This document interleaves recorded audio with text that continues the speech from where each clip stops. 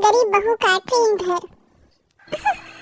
माँ जी, कितनी सर्दी हो रही है। देख लो बहू, हमें तो घर में ही इतनी सर्दी लग रही है और तुम्हारे पति तो बेचारे इतनी सर्दी में भी गीली रेत उठाने का काम करते हैं। बहुत हिम्मत है हमारे पतियों की जो इतनी सर्दी में भी काम करते हैं। घर में सभी ऐसे बातें कर ही रहे थे कि तभी कोमल के पांचों ही बेटे मुंह लटकाकर घर में आए। अरे बेटा, आज जल्दी काम निपट गया क्या? माँ, सब कुछ खत्म हो गया। क्या बात है? माँ, हमें माफ कर दो। दरअसल हमने 5 महीनों से इस घर का किराया नहीं चुकाया है, क्योंकि काम के सारे पैसे तो रोज की रोटी सब्जी में ही खत्म हो जाते हैं। और इसी वजह से माँ, आज इस मकान का मालिक खुद हमारे पास आया था। उसने हमसे बोला कि उसका किराया दे, नहीं तो वो हमें घर से निकाल देगा। क्या तुमने उससे कुछ दिनों की मोहलत नहीं मांगी? माँ, हमने अपने पैर से लेकर उसके आगे सिर तक पटक दिया, लेकिन कोई फायदा नहीं हुआ। आज का हमारा सारा मेहनताना भी वही बेदर्दी लेकर चला गया। तभी कोमल के बेटे उसे अपना दुखड़ा सुना ही रहे थे कि तभी दरवाजे पर दस्तक हुई। मैं देखती हूँ। अब तक खाली नहीं किया क्या मकान? क्या धक्के मार कर ही बाहर करो? अरे साहब, हम गरीबों पर अपनी दया करो। हम सभी कहाँ जाएंगे? मुझे क्या पता, कोई ठिकाना नहीं है तो किसी झील में जाकर डूब मरो। मेरी माँ से ऐसी बात करने की तेरी हिम्मत कैसे हुई? अच्छा बेटा, इस शैतान के तो मुंह मत लग। चल, हमारा इस घर में बस इतना ही वक्त लिखा हुआ था। आजा मेरे बच्चे, ये रास्ता जहाँ ले जाए हम वहाँ चलेंगे। पांचों बहू बेटे और सास उस घर को छोड़कर निकल आए। सड़क पर रात में ठंड की वजह से कोहरा छाया हुआ था और अंधेरी रात में सर्द हवाएं उन बेघरों के शरीर में मानो पार हो रही हो। माँ जी, आपको कहीं ठंडा लग जाए इसलिए आपने रही शॉल ले लीजिए। शुक्रिया बहू। पूरा परिवार बस अंधेरे में चलता चला जा रहा था और चलते चलते ही वो सभी एक खाली सी जगह पर पहुंच गए। यहाँ हमें देखने वाला कोई नहीं है। बेटा, यही पेड़ों से कमर लगाकर कुछ देर को झपकी मार लो। सुबह को ना जाने भगवान कैसा दिन दिखाएगा। सभी वहाँ पेड़ों से सटकर लेट गए, लेकिन ठंड की वजह से पेड़ों की पत्तियों पर से ओस की बूंदें गिर रही थी, जिसकी वजह से उन सभी की आंख लगना मुश्किल हो गया था। सासू माँ, मैं अगर यहाँ पर आ रही तो सुबह तक मेरी शायद अर्थी ही उठेगी। हाँ बहू, इन ओस की बूंदों की वजह से सोना मुश्किल हो गया है। माँ, आप सभी यहाँ से चलिए। वैसे भी पास में ही जंगल है और ऐसे सन्नाटों में जंगल के आसपास रहना किसी खतरे से खाली नहीं है। सही कहा। चलो मेरे बच्चों, हम कहीं और चलते हैं। अभी कोमल ऐसे बोल ही रही थी कि तभी एक बहू को एक ट्रेन के चलने की आवाज सुनाई दी। ट्रेन की आवाज? इसका मतलब यही कहीं पास में रेलवे स्टेशन भी होगा। चलिए हम उसे ही ढूंढते हैं। सही कहती है बहू, बिल्कुल फुटपाथ पर रहने से अच्छा होगा कि हम स्टेशन पर रह लें। अंधेरी रात में वो सभी रेलवे स्टेशन ढूंढने लगे और कुछ ही देर बाद उन सभी को वो स्टेशन मिल भी गया। ये स्टेशन तो वीरान पड़ा हुआ है, लेकिन कम से कम ये कुछ न कुछ से तो अच्छा ही है ना। माँ जी देखिए, मुझे क्या मिला? क्या मिला बहू? अरे वाह, ये खाली पड़ा हुआ ट्रेन का इंजन और कुछ डब्बे हैं। चलो माँ, इसी के अंदर अपनी रात को गुजारते हैं। सही है बहू, मैं बाकी बच्चों को भी यहीं बुला लेती हूँ। कोमल ने अपने सारे बहू बेटों को वहीं बुला लिया और फिर वो सभी उसी ट्रेन के डिब्बे के अंदर की सीटों पर जाकर लेट गए। जो शॉल और चुन्नियां उन्होंने ओढ़ी हुई थी, उसी से अपने शरीर को ठंड से बचाते हुए वो सभी सो गए। अगली सुबह ठंडी ठंडी हवा लगने की वजह से उन सभी की आंख जल्दी खुल गई। माँ, मैं सोच रही हूँ कि क्यों ना हम सभी किसी काम की तलाश करें। ऐसी हालत में अगर हम सभी मेहनत नहीं करेंगे तो कुछ नहीं हो पाएगा। सिर्फ तुम ही क्यों, मैं भी तो अभी जवान ही हूँ, मैं भी कोई काम करूँगी। ये आप क्या बोल रही हो माँ? 5 बहुएं और बेटे होते हुए आपको काम वाम करने की कोई जरूरत नहीं है। बेटा, ये समय एक दूसरे के ऊपर निर्भर रहने का नहीं है। तुम क्या सोचते हो मेरे अंदर जान नहीं है? वो बात नहीं है माँ। मैं तुम्हारी माँ हूँ। तुम सभी मुझे मत सिखाओ। तुम पांचों अपने काम पर जाओ और मैं और बहुएं कोई दूसरा काम ढूंढ लेंगे। चलो बहुओं। कोमल अपनी बहुओं के साथ शहर की तरफ काम ढूंढने निकल गई। पांचों बेटे ठंड में अपने पुराने रेत उठाने वाले काम पर ही चले गए थे। यहाँ शहर में अच्छा होगा अगर हम किसी एक जगह पर ही काम कर लेंगे। मैं भी यही चाहती हूँ कि हमें किसी एक जगह पर ही नौकरी मिल जाए। अभी सास बहू ऐसे बोल ही रही थी कि तभी पास में से एक धोबी उनके पास आया और बोला, तुम सभी को जैसी नौकरी की तलाश है, मैं तुम्हें वो नौकरी दे सकता हूँ। मेरे साथी जो मेरे साथ काम किया करते थे वो सभी अब काम पर नहीं आएंगे और इतने सारे कपड़े मैं खुद भी नहीं धो पाऊंगा, तो तुम सभी मेरे साथ ये काम कर सकते हो। कोमल और उसकी बहुओं ने कुछ देर को सोचा। माँ जी कर लेते हैं, ये काम खुद हम तक आया है और पता नहीं हमें ऐसा काम मिल भी पाएगा जहाँ हम सभी साथ होंगे, इसलिए मैं सोचती हूँ कि हमें ये काम कर लेना चाहिए। सभी अपनी लाचारी की वजह से पांचों बहुएं और सास ठंड में उसी नौकरी पर लग गई। वो धोबी उन सभी को एक झील किनारे ले गया। अरे चलो, अब तुम सभी यहाँ पड़े हुए कपड़ों को धो दो, उसके बाद और है, उन्हें भी धोना है आगे। अरे ये ठंडी हवाएं और ऊपर से ठंडा पानी। माँ आप ऐसा कीजिए, आप कुछ देर यहाँ बैठ जाइए। अगर किसी ने भी काम से हाथ रोका तो मैं उसे पैसे नहीं दूंगा। पैसों की जरूरत में पांचों बहुएं और सास सर्दी में अपनी परवाह करते हुए कपड़ों को धोने लगी। शाम तक कोमल ने भी बहुओं के बराबर काम किया और शाम को वो सभी अपनी मेहनत की कमाई लेकर अपनी ट्रेन के डिब्बे वाले घर लौट गई। वहीं दूसरी तरफ पांचों बेटे भी आ गए। माँ आप सभी को कोई काम मिला? हम सभी ने आज 100 रुपए का काम किया। अरे वाह! देख, पांचों बहुएं खाना बना रही हैं और थोड़े से पैसों से हम कुछ गरम चादर खरीद लाए। अरे वाह! आपने तो घर से निकलते ही शिक्षण मार दिया। लाओ भाई, अब खाना दो। लीजिए सभी खाइए, गर्मा गर्म दाल चावल। वैसे अगर परिवार का साथ हो, मुश्किल दिनों में भी हिम्मत बनी रहती है। यही तो अपनों की ताकत है। सभी ऐसे ही बातें करते हुए दाल चावल खा रहे थे। अब कोमल अपने घर का गुजारा इसी तरह से करती थी। वो और उसकी पांचों बहुएं कड़कड़ाती ठंड में भी नदी पर सुबह से शाम तक कपड़े धोती थी और पांचों बेटे वहीं अपना बोझ ढोने वाला काम किया करते थे। ऐसे ही दिन बीत रहे थे और एक दिन अचानक से ही स्टेशन पर कुछ सरकारी अधिकारी आ गए।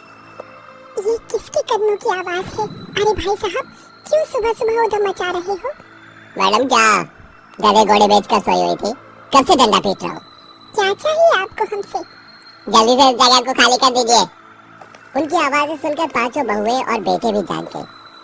क्या बात है? ये तुम्हारी बाप की ट्रेन है, चलो इसे खाली करो। ऐसे कैसे? एक मिनट, आप सभी मुझे बात करने दीजिए। अधिकारी जी, हम जानते हैं ऐसे बिना इजाजत यहाँ रहना सही नहीं है, लेकिन हमारा यही सहारा है।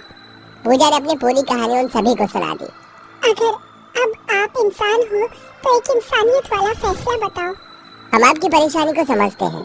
ऐसे जो बेघर लोग हैं उन्हें सरकार फ्री में घर दिलाने की योजना निकाल चुकी है। आप सभी भी उसमें हिस्सा डालकर देखिए, हो सकता है आपकी किस्मत चमक ही जाए। और जब तक आपका घर नहीं बनता हम आपको कुछ दिनों की मोहलत दे सकते हैं, लेकिन उसके आगे बात हमारे बस में नहीं रहेगी। उस अधिकारी की इस बात से और दया से सभी बहुत खुश हुए। फिर क्या था, पांचों बेटों ने एक नए घर की योजना में हिस्सा डाला। बाद में उन्हें अपना घर मिल गया और वो सभी ट्रेन के डिब्बे से निकलकर अपने नए घर में खुशी खुशी रहने लगे। इस बीच बेटों को भी दूसरा काम मिल गया और अब कोमल और बहुएं भी घर में आराम से रहती थी। गरीब मायका अमीर ससुराल। माँ, आज तो आटा भी नहीं है, अब आज हम क्या खाएंगे? देख दिव्या बेटा, भी में राशन के चावल पड़े हुए हैं, वही बना ले। आज फिर चावल? अब क्या कर सकते हैं बेटी, कम से कम ये चावल भूखे रहने से तो बेहतर ही है। ठीक है माँ, मैं चावल ही बना लेती हूँ। आज फिर से नमक के चावल ही खाने पड़ेंगे। मेरी बच्ची, एक दिन भगवान हमारे दिन भी जरूर पलटेगा, बस तू इन दिनों में भी उनकी शुक्रगुजार हो जा। माँ, मैं तो हर हाल में भगवान जी का शुक्रिया अदा करती हूँ, फिर चाहे मैं किसी भी हाल में क्यों न रहूँ। लेकिन ना जाने ये दिन कब बदलेंगे। बचपन से एक जैसी ही गरीबी देख देख कर मैं तो अब तंग आ चुकी हूँ। दिव्या ऐसे बोल ही रही थी कि तभी उसका बाप और भाई काम पर से आ गए। अरे गंगा, ला जल्दी से खाना लगा दे, बड़ी भूख लगी है। जी अभी तो कुछ भी नहीं बना है, आटा खत्म हो गया था तो मैं दिव्या को चावल बनाने के लिए ही बोल रही थी। माँ, आपको अगर चावल ही बनवाने थे तो जरा जल्दी बनवा लेती। आप तो जानती हो सारा दिन मेहनत करने के बाद बहुत जोरों से भूख लग जाती है। भैया बस अभी 2 मिनट में ये चावल बन जाएंगे, आप इतने हाथ मुंह धो लीजिए। दिव्या ने जल्दी से चावलों को बनाकर तैयार कर दिया और फिर पूरे परिवार ने उबले हुए चावल नमक के साथ खाए। हम कितनी ही मेहनत क्यों न कर लें, लेकिन सारे पैसे इस घर के किराए में ही खर्च हो जाते हैं। मेरे सामने अमीर लोग लजीज लजीज पकवान बनवाते हैं और हमारी किस्मत देखो, ये सूखे से चावल भी मुश्किल से मिल पाते हैं। कोई बात नहीं बेटा, एक दिन हमारी किस्मत भी जरूर चमकेगी। लेकिन पता नहीं भाई वो दिन कब आएगा। दिव्या और अनुज दोनों ही गरीबी के दिन देखते देखते परेशान हो चुके थे। उनके घर की हालत सालों से बस एक ही जैसी चली आ रही थी। दिव्या, आज तो पड़ोस वाली शांति आंटी ने अपने घर में एक बड़ी सी दावत रखी है, तो दावत में आएगी? क्या हमारी भी दावत है? वो बहुत अमीर है, उन्होंने पूरे गांव को न्योता दिया है, तो जाहिर सी बात है कि तुम्हारी भी दावत होगी। जानती है दिव्या, वहाँ बहुत अमीर अमीर लोग आएंगे, हम भी अपने सबसे अच्छे कपड़े पहनकर वहाँ जाएंगे। क्या वहाँ जाने के लिए अच्छे कपड़ों की जरूरत है? बिल्कुल है। अरे अगर अच्छे कपड़े नहीं पहनेंगे तो लोग हमें कोई भिखारी समझेंगे, इसलिए भैया मैं तो वहाँ बहुत ही अच्छे से तैयार होकर जाऊंगी। तो कितने बजे चलेगी? रहने दो दोस्तों, मैं वहाँ नहीं जाऊंगी। क्यों? वो दिव्या के पास अच्छे कपड़े नहीं होंगे ना, इसलिए वो शायद मना कर रही है। सही कहा, अगर मैं ऐसी हालत में गई तो हो सकता है वहाँ पर सभी मेरा मजाक बनाए। अरे क्या फर्क पड़ता है दिव्या, तू भी हमारे साथ चलना। अगर तेरे पास अच्छे कपड़े नहीं है तो क्या हुआ, तो मेरे कपड़े पहन लेना, ये अच्छा रहेगा। वैसे भी तो हमारी सहेली है, तेरे बिना जाकर तो हमें भी कुछ खास मजा नहीं आएगा। क्या सच? ठीक है, मैं माँ को बोलकर अभी तैयार हो जाती हूँ। दिव्या ने अपने गांव में होने वाली दावत के बारे में अपने परिवार को भी बताया। सभी ने उसे वहां जाने की इजाजत दे दी और दिव्या अपनी सहेली के कपड़े पहनकर तैयार हो गई। उसने बहुत ही खूबसूरत साड़ी पहनी थी, जिसमें दिव्या का रंग रूप बहुत ही ज्यादा खिल रहा था। यकीन नहीं हो रहा कि ये मेरी ही बेटी है। गंगा और दिनेश अपनी बच्ची को दूसरे के ही सही लेकिन नए कपड़ों में देखकर बहुत ही ज्यादा खुश हो रहे थे। माँ, क्या मैं अब जाऊँ? ध्यान से जाना। अभी जा दिव्या, तू कौन सा विदा होकर जा रही है? हाँ हाँ, आ रही हूँ। जल्दी चलो, कहीं सारा लजीज खाना खत्म ना हो जाए। दिव्या अपनी सहेलियों के साथ उस अमीर घराने की दावत में चली गई, जहाँ पर उसने बहुत सालों के बाद अच्छा खाना खाया। ये गुलाब जामुन तो बहुत ही लजीज है। काश मेरी माँ बाबा भी यहाँ आ पाते। अरे दिव्या देख, वहाँ पर शायद कॉफी मिल रही है, तुम्हें पीनी है? अब आए हैं तो पीकर ही जाएंगे। रुको, मैं लेकर आती हूँ। दिव्या कॉफी लेने चली गई। कॉफी पर बहुत ही ज्यादा भीड़ थी, तो उसे लाते वक्त लोगों की धक्का मुक्की की वजह से दिव्या की कॉफी एक आदमी के कपड़ों पर छिलक गई। ओह गॉड, ये गांव देहात के लोग कॉफी वगैरह चीजों पर कितनी बुरी तरह झपटते हैं। तुम्हें दिखाई नहीं दे रहा था क्या? माफ करना साहब, मैं अभी इसे साफ कर देती हूँ। दिव्या ने ऐसे बोलकर जैसे ही उस आदमी की तरफ देखा तो वो आदमी बिल्कुल चुप हो गया और बस दिव्या को ही देखने लगा। ये कितनी सुंदर है। माफ कर दीजिए। अरे नहीं नहीं, कोई बात नहीं, आप जाकर अपनी कॉफी को एंजॉय कीजिए, मैं इसे साफ कर लूंगा। उसकी बात सुनकर सीधी सादी दिव्या जल्दी से वहां से चली गई। उसके वहां से जाने के बाद सुमित ने शांति से दिव्या के बारे में पूछा, जिसके घर पर दावत रखी गई थी। वो हमारे गांव की सबसे गरीब परिवार की लड़की है। मुझे तो शक है कि उसने वो साड़ी भी जरूर मांग कर ही पहनी होगी, वरना वो बेचारे तो खाने के लिए भी तरसते हैं। आप ये वैसे सब क्यों पूछ रहे हो? वैसे ही, आपका शुक्रिया। उस दावत में सुमित की नजरें सिर्फ दिव्या पर ही टिकी हुई थी और उसने उसका पूरा पता वगैरह निकलवा लिया था। अगले दिन। आइए आइए, आप कौन? नमस्ते अंकल जी, मेरा नाम सुमित है। बाबूजी, आप क्यों यहाँ पर? घबराइए मत, मैं यहाँ आपकी बेटी का हाथ मांगने आया हूँ। क्या?